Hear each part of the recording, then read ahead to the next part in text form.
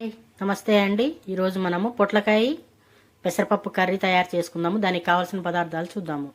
ఇక్కడ పొట్లకాయలు పెద్దవి 2 తీసుకున్నాను. 1 కప్పు పచ్చిమిర్చి, కారంకి బదులు పచ్చిమిర్చి వేస్తానండి. అలాగే 1 కప్పు నానబెట్టుకున్న పెసరపప్పు, సరిపడా సాల్టు, 1 కొబ్బరి, పోపు గింజలు, కొత్తిమీర, కరివేపాకు. తయారు చేసుకున్న విధానము చూద్దాము. ముందుగా పొట్లకాయను సన్నగా కట్ చేసుకుందాము. చూడండి, పొట్లకాయ ఈ విధంగా చిన్నగా ముక్కలు ఇలా కట్ చేసుకున్నా కదా.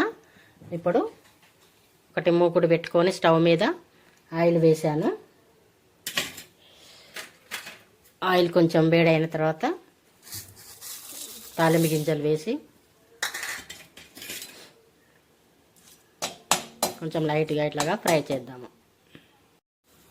తాలింపు గింజలు కొంచెం వేగినాయి కదా. ఇప్పుడు కరివేపాకు కూడా వేద్దాం.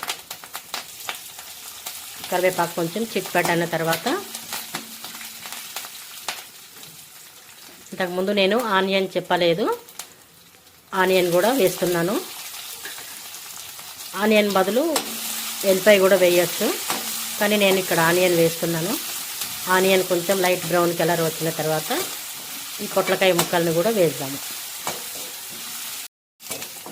ఆనియన్ కూడా కొంచెం లైట్ బ్రౌన్ కలర్ వచ్చాయి కదా.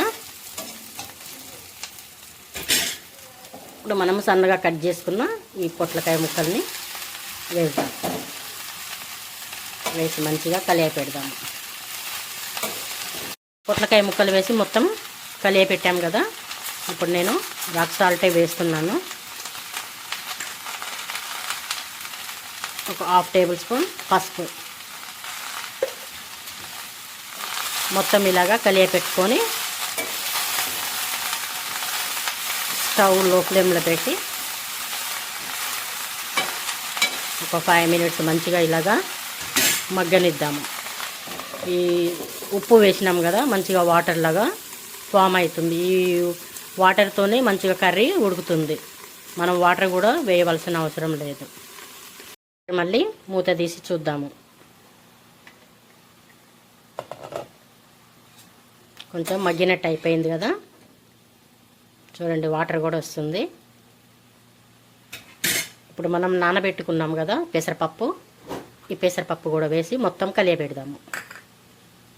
కర్రీ చాలా మంచిదండి, హెల్త్కి చాలా మంచిది. ఇది రోటీస్లో కూడా తినవచ్చు, అలాగే రైస్లో తినవచ్చు, చపాతీలో కూడా తినవచ్చు. చాలా టేస్ట్ ఉంటుంది, హెల్త్కి కూడా చాలా మంచిది. ఇప్పుడు ఇలాగా కలియపెట్టాం కదా. మళ్ళీ మూత పెట్టి ఇంకొక 5 మినిట్స్ బాగా ఇలాగే మగ్గనిద్దాము.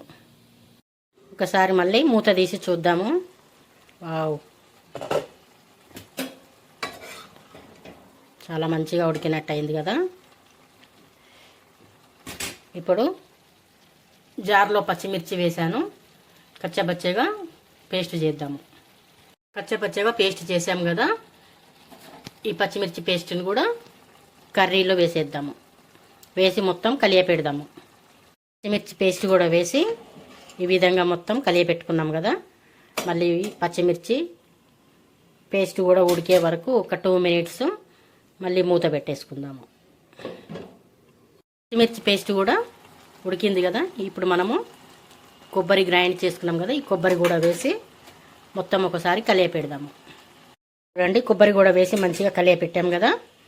ఇప్పుడు కొత్తిమీర వేసుకొని గార్నిష్ చేసుకుని స్టవ్ ఆఫ్ చేసేద్దాం.